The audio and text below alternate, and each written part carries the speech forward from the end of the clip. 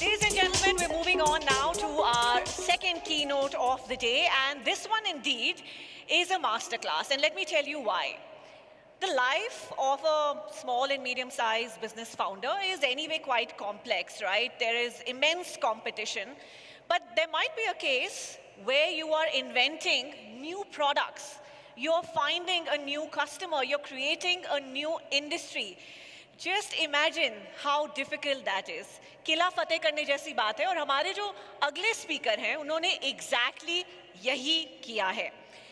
Now, he is someone who is a pioneering force in the hemp industry in India, spearheading innovative regulatory developments and commercial applications through the Bohico Innovation Lab. Yes, I am talking about the founder and chief strategy officer of Bombay Hemp Company.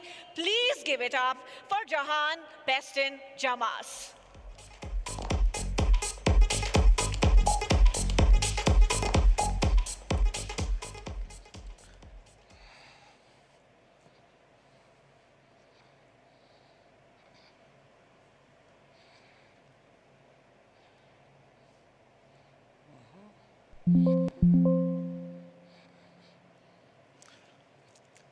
So, when I say the word ganja or bhang or cannabis or hemp, what's the first thing that comes to your mind? For some, it's an infamous Bollywood song, Dam Maro Dam, probably. I can see some giggles also. For others, it may have a religious connotation. Holy Mahashivratri, for example. Some others who are well-traveled would have seen dispensaries or cafes across the world where they're readily available. Or it could be like my friend here, a Bob Marley fan. But what if I were to tell you to take a step back? Because hemp or cannabis as a plant is one of the world's oldest natural fibers. It is also one of the most nutritional oilseed crops in the world. But that's not all. It also is one of the most valued medical plants in the history of mankind. You see, breaking these misconceptions you have is the first step towards understanding that the hemp or cannabis plant is not just a plant. It's a promise for a better future. And that is why I am here today, to transition your perception of hemp from dope to hope. Good morning, everybody. My name is Jahan Peston Jamas. I am co-founder and chief strategy officer at Bombay Hemp Company, or Bohico. Now, let's take it a little further back. You see, India's relationship with the hemp, cannabis, or bhang plant is very deep and historical. Right from the Ellora caves off the coast of Mumbai, preserving the cave composition using the hemp fiber and lime for 1,500 years has been the type of foundation we've used when it comes to this plant.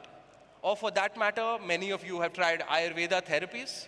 Many of you might already know that hemp or bhang has found use case in Ayurveda for 1,000 plus years for everything from your common cough, your cold, your fever, to your pain and your sleep. And who can forget these wonderful women artisans that you see in the mainframe here, who have been spinning hemp or bhang fiber for sweaters, clothes, and socks to keep themselves warm during the winters in the Himalayas. Now, when we speak about the dynamic nature of this plant, hemp or cannabis as a tool has almost 50,000 different applications, right from its fiber being used in composites, animal bedding, construction material, to its seed being used in nutrition, cosmetics, biofuels, to its leaf and flower being at the next generation of cancer, arthritis, and MS-based medicines today. But that's not all.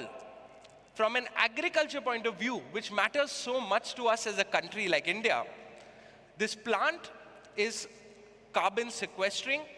It remediates your soil, so it improves the soil after different cycles and seasons. It consumes much less water, much less pesticides, and is, of course, naturally biodegradable. This makes it a primer for being the catalyst of India's next great green revolution in agriculture. But you must be wondering, right? Where did this journey to discover the magic of hemp or cannabis actually first begin?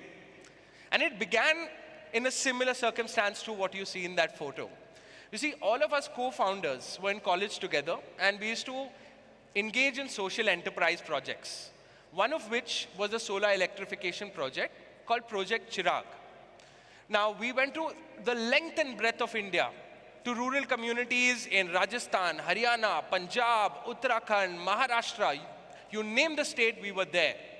And as we all know, India is a very heterogeneous country, right? Every 100 kilometers, what is the saying? Custom, culture, language, food, everything changes. But there was one thing common. In every district we visited, bhang or hemp was growing naturally and wild for centuries and decades at a time. And that got us curious to say, okay, hold on. Today, either this crop is being grown for illegal purposes, or the police and narcotic officers are burning this crop to the ground. But there must be more value to this, right? Funnily enough, around the same time, I had a trip and a travel to West Australia where I visited my extended family. And I saw that communities there were suffering. But there was one town called Margaret River that was thriving. So I was curious. I went to some locals and I asked them, what are you guys doing differently?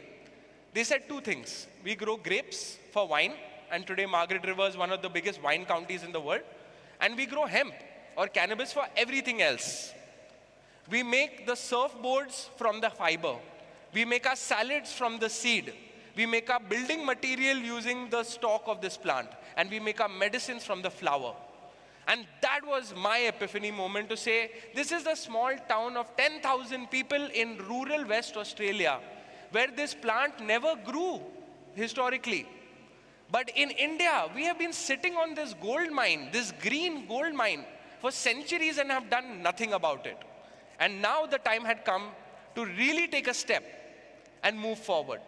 So that is where in 2012, 7 of us young boys, energetic, bright, right out of college, came together and said, let us set up India's first ever company exploring the hemp or the cannabis plant. And that is where Bohico was born. In fact, it is very funny. Our first office was a 150 square foot office. So when 7 of us co-founders had to have a board meeting, you just turn your chair and the meeting would begin. And that is the base route from where we really first began this journey, with the goal of building a company and a horizon together. And after 11 years, I'm proud to share with you that Bohico, or Bombay Hemp Company, is India's foremost vertically integrated hemp and cannabis company focused on health, wellness, and textiles. And we did this off the back of 3 strong foundations. Number 1, clinical trials to show the medicines and products work, they're safe, they're tolerable, they're effective. Number 2, we started engaging with government institutes to breed cannabis varieties like any other agriculture crop. And today, we have projects with hundreds of varieties across the country. And number 3, most importantly, building a credible and trustworthy brand associated with something so unorthodox like hemp or cannabis. And fortunately, along the way, we are blessed with the guidance of mentorship with investors, with the likes of Mr. Ratan Tata, Rajan Anandan, and a host of others as well. But naturally, you would wonder, right? There would be some challenges to doing something so difficult and complicated in India. And you're not wrong. The first set of problems we encountered were A, market-related problems in terms of the stigma when it comes to something like hemp or cannabis, the taboo associated with it, and B, the lack of awareness about how this can be useful to people's lives. And it was at this juncture we realized the journey we had to help consumers undertake was the journey from curiosity to adoption. And most importantly, building and engaging with channels to create awareness and provide access to quality products and services across the spectrum of different use cases. Now, how did we do this? 3 simple steps. Step 1, as we built the market at the front end, we built the community at the back end. We started engaging with artisans working out of the rural Himalayas in rural Uttarakhand. When we started, there were only 25 women artisans who were spinning the fiber into handloom stoles. Today, there are 1,000 plus women artisans whose lives have been completely changed and empowered. Building that community gave us the strong narrative that hemp or cannabis is a tool for the greater good of social enterprise in India. And that led us to build towards the marketplace. That eventually led us into step 2, because every new market needs quality products and services, right? So that is where our journey in terms of product evolution first began. It was very simple. We said first will come kapda, that is clothing. Then will come roti, that is your food. Then will come dawai, that is your medicine. Because when it comes to something like hemp or cannabis, that is so unusual, we realize it is important to build trust in the mind of a user. Let them wear it first, then let them apply it, and then let them consume it. I'll give you an example, a funny story. When we started Bohiko, in the first year, we had gone to a farmer's market, and we were pitching hemp food products to an elderly lady. After 30 minutes of hard pitching, and I'm sure many of you entrepreneurs know how hard it is, she asked us in Hindi, and I'll translate to English to say, but ham is non-vegetarian, right? So you can imagine, I spent 30 minutes of my life where this poor lady thinks I am selling a ham at a vegetarian market. But today, when I go to a consumer, they don't ask me if it's ham or not. They ask me, what is the omegas? What are the vitamins? How is the amino acid profile? How will this help me get better? And that journey into medicines, into healthcare, into areas like pain relief, stress, anxiety, sleep, insomnia, nutrition, and protein building is the entire journey that we undertook with our step 2. And naturally, step 3 being, if you are building quality products, users need to know where to go to find them in the first place. Otherwise, the entire exercise is pointless. So that is where we began building online distribution channels. We started with our own e-commerce website, www.bohiko.com. We eventually evolved into third-party, Amazon, Farmeasy, 1mg, and a host of other platforms. But as with anything in India, omni-channel is critical.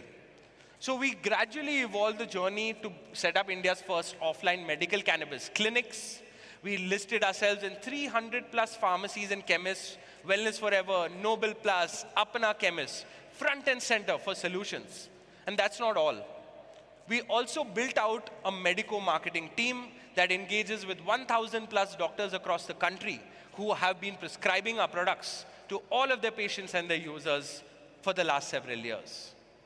And the results of our solutions are there for everyone to see, that after 11 years, we have empowered 70,000 new customers and users. We're available at 300 different touch points. We've empowered 1,000 plus women artisans, weavers, farmers, collectors. We work with 250 plus doctors who prescribe our medicines. And through social media and brand building, we've built a large audience that wants to know every day what is new with hemp or cannabis. But even like with a diamond, where years of pressure crystallize into real-world solutions, I'd like to share a small story with you. It's about a 23-year-old boy called Madhav. Madhav was a bright, energetic, articulate child. Beautiful future ahead of him. Unfortunately, Madhav one day got into a critical car accident, was hospitalized, was in a coma, and was near death for months at a time. He had no hope of recovery when he got out, post-physiotherapy. The pain was too much. The depression was unbearable. He was unable to sleep. His mother began getting anxiety issues. Through happenstance and circumstance, Madhav found us and our community. Our doctors engaged with him, provided him pain, mental health, and sleep solutions. And today, after 1 year of these solutions, Madhav's life is back on track. His mother has also joined the party. Her stress and anxiety are down. But this is one example. I have many more. For example, the 12-year-old girl with autism, or a 37-year-old woman with fibromyalgia, or an 87-year-old man with Parkinson's, or my very own mother with rheumatoid arthritis. Each one of these have different stories in life, but one thing united them. Hemp and cannabis changed their lives for the better.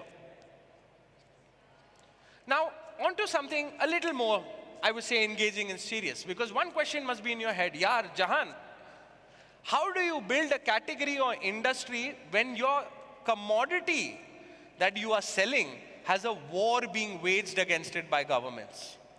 Every day you pick up the paper, there is someone going to jail for cannabis. There is someone being arrested. There is some seizure, some bust. How do you break the biggest, most complicated misconception? And that is where our journey first started, because the first question we asked ourselves at Bohiko is it even legal to be in the hemp business? And that is where, as we built out, our solutions involved actually connecting the dots as young 20-year-olds partnering, engaging with central government, state government ministries, and being able to join them together, bringing them into one room, and saying, this is how we build the system and policy for India. And today, there are almost 10 state governments working on different policies, creating different regimes. This involved arduous missions, for example, waiting outside a chief minister's office till 2 o'clock in the morning to give him a hemp kurta that he can wear and display to his legislators to build confidence that this is a new material that can be used in the future course of the industry. So step one was dialogue and engagement with legislators and bureaucrats. Whether it's the gentleman on the left-hand side that you see, that is the Director General of the National Academy of Narcotics, Customs and Excise, who used to wear a hemp shirt and educate fellow officers to say, what you think is cannabis as a narcotic is much more from an industrial and medical use standpoint. Or whether it's on the right-hand side where we began partnering with CSIR institutes to actually study the medical use of cannabis, or whether it's, for that matter, doing India's first clinical trials to show that cannabis-based medicines work in palliative care, breast cancer, stress, arthritis, eczema, IBS, and a host of other issues, with institutes like Tata Memorial Center and the National Institute of Ayurveda. And this gentleman you see over here, this is in fact a historic moment. This was the first ever legal seed of cannabis that was planted in India's modern day history. And that gentleman planting it was the excise commissioner of the state of Uttar Pradesh. So that is the importance of engaging with bureaucracy and building that ecosystem for dialogue. But that is only half of the system. You see, when we started, we realized we are not just building a category, we are building an industry from scratch. And that is why it was important to uplift the entire ecosystem altogether. Whether it was the bureaucrats, the scientists and researchers, the doctors, patients, farmers, consumers, or naturally the industry. But one bottom line I can leave you with from this is that it is possible to go from no law and no category in 10 years to a thriving category and industry with all ecosystem players working for each other's benefit. Now, I'll share a little story with you. In 2017, I was traveling in rural Netherlands. We had gone to visit a hemp farmer there. The meeting ends, it starts raining, he has to drop us to the other side of town. He pulls out a BMW X5 and says, I'll drop you there. As he drops us to the next meeting, he doesn't say bye. He says, by the way, the door panels of this BMW are made from hemp from my fields. And he drove off like a boss in a mic drop moment. That left us with a vision to say, in 50 years from when we started Bohiko in 2063, where can India's next great leap with hemp come from?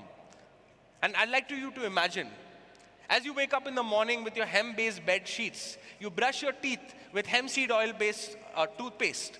You then wake up, have your hemp nutrition, your hemp protein, get kick-started for the day. Get into your car, driven by hemp biofuels, your battery powered by hemp-based advanced materials. You drink water from your biodegradable hemp bioplastic-based water. And as you reach your office, you power up your computer and laptop where the semiconductor and capacitor systems are running on hemp fiber-based anodes and graphene-like materials. How crazy does this vision sound? But this vision is the cusp of reality of where India truly stands. And this is where we, with the ecosystem, aim to take India by the era of 2063 towards the horizon where hemp becomes the commodity and item for India's future. Before I end today, I have a couple of points to share with you as an entrepreneur and a few lessons going from 0 to 1. Number 1, your entire journey of life in entrepreneurship comes down to one battle of perception versus perspective.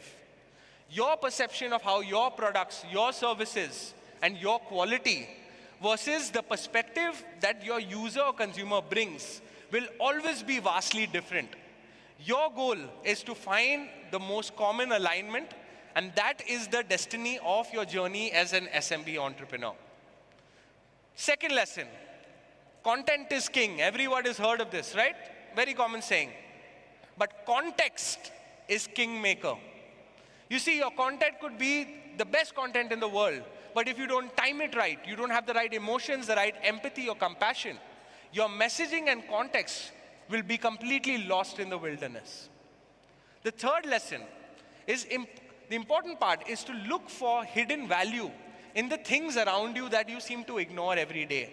That is how we found hemp and cannabis, and that is how you could find your destiny and your entrepreneurial horizon. And the fourth is don't be afraid to combine the passion for your work with your compassion for your co-workers and compassion for your users. A couple of months ago, I had a surgery to repair an injury. As I was getting ready for my surgery, my family joked with me saying, look, Jahan, you can pitch hemp or cannabis to anyone. It's like selling ice to the Eskimos. I said, okay, fine. All of this is fine. I got into the surgery room. The anesthesiologist puts an epidural injection in my spine and tries to distract me. And he asked me what I do for a living, and my smile widened. I said, I make medical cannabis products. Within 5 minutes, I had one of the top anesthesiologists saying, listen, let's wrap up the surgery. You come and meet me after. I have patients in pain who can't sleep, who need these medicines, who need that quality of life. And I think it's destiny that I was part of this surgery to meet you in the first place. So the important thing to remember is life rewards you when you know you are doing the right thing. And in conclusion, just like my doppelganger, Mr. Crow here from the bygone eras of Gladiator, I'd like to leave you with one parting thought. Your destiny is in your hands. As young entrepreneurs who had no insight about hemp and cannabis, if we could build an ecosystem, whatever you dream, you can manifest and you can achieve, because you are the future of India as SMB entrepreneurs. Thank you very much, everyone. Thank you very much indeed. And of course, firstly, I think we're very glad to see you back on your feet. And you've had a good recovery, and what an inspiration you have been, creating a brand new industry. And I'm sure this was, of course, there were a lot of insights, but this was also an education for a lot of us who may not still be familiar with a market that is growing. So thank you very much for this presentation. Ladies and gentlemen, we'll be able to take about 2 to 3 questions. If there are any in the house, please raise your hands. Can we please get the mic behind the gentleman in the black shirt? Hello, sir. My name is Subham Pal. I am a digital marketer. So, my question is that cannabis is like a gold, like petroleum. You said you can use for every product, make medicines, shirts, many things. So, when you plan to go in tier 3, tier 2 cities, what steps do you take to sell your product, to educate them, and to win the people to sell your product? That's a great question. And I think there are 2 founding pillars for this. One is vernacularization. It's important not to go to Raipur or Sivakasi and speak English, because the communication will always be lost. And number 2 is familiarization. Build within the community. Start engaging with the community, thought leaders, whether from media, whether from healthcare, whether from industry. Build the confidence in the community around you. For example, today, we have reached now 1,303 PIN codes that we service as a company. But each PIN code requires a different approach. Because what a guy thinks sitting in Chakrata in Uttarakhand is definitely not what a guy sitting in Zero in Arunachal Pradesh is thinking. So to familiarize and speak the language and have empathy towards what matters to them. Because what matters to them isn't always what may matter to you. And if you remember, I said perception versus perspective. That is the entire journey. That is the game you have to play with this. It's fantastic. Okay, All right, thank we'll you. just take one more question here, and then I'll come to that side of the room for one brief questions. Please. Hi. Congratulations. It's a very inspiring journey. My name is Bhavish Kothari. I run a community for women entrepreneurs. My question is, it is said that there's a thin line between attitude and arrogance, right? Same way, it is a thin line between being ethical and getting into a space where your cunningness overtakes you. And especially in this industry, which has been too much abuse as well, right? 100%. So, what would be your message to people who can jump from one side to other? That's a great question, Bhavish, and I'll tell you why. Because we have seen this unethical business model in other countries when it comes to cannabis or hemp. The goal is, how do I get as much product to user without thinking of the consequences? And that is where our approach has been completely different, diametrically opposite. It's important to weigh the consequences of the product you bring into people's mind and space. For example, when we have doctors, we have ecosystems by which patients can only prescribe to a certain amount of product basis a certain indication area. We keep records which we always maintain with government. We keep constant education with doctors and patients and users so they know the pros and cons of what they're going to be using. As you correctly said, Bhavish, one of the first challenges we had with government is in their mind is this is ganja, this is recreational use.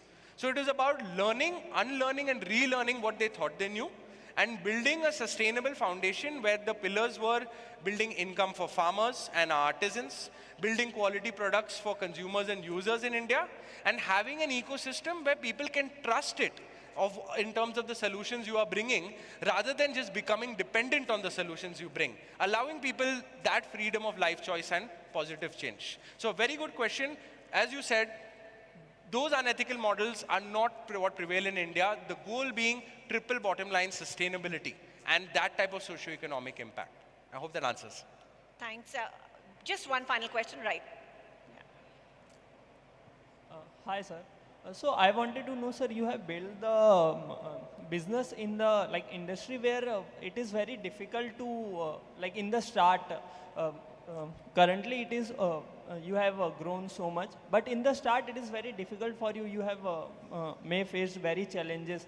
So as you are very new, so how you able to get into able to cover up? There's one saying we used to believe in. If you're going through hell, keep going. You understood what I meant, right? Yes. The start of your journey with entrepreneurship will never be easy. Trust me, if it's easy, then you have to be worried. When you start the flywheel, you will need to get pieces in place. Small screws and bolts, nuts and bolts here and there. Not every day will be the same. Not every day will you win or achieve success.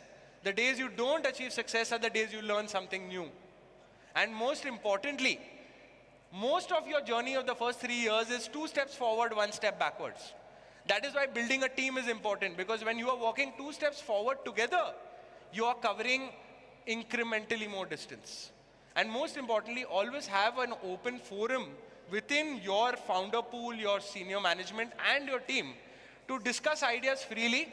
There is no such thing as a bad idea, and you should try everything you can before you move on to something else. These are some of the lessons that we learned earlier. I think that's a fantastic answer. And just learning how to keep motivating yourself, that's how you build an ecosystem. Thank you for taking on those questions. And thank you, audience, for those questions as well. Please stay with us as I invite on stage Surbhi and Viraj from the Borzo team to present Jahan with the memento of our gratitude for telling us how to conquer a brand new industry.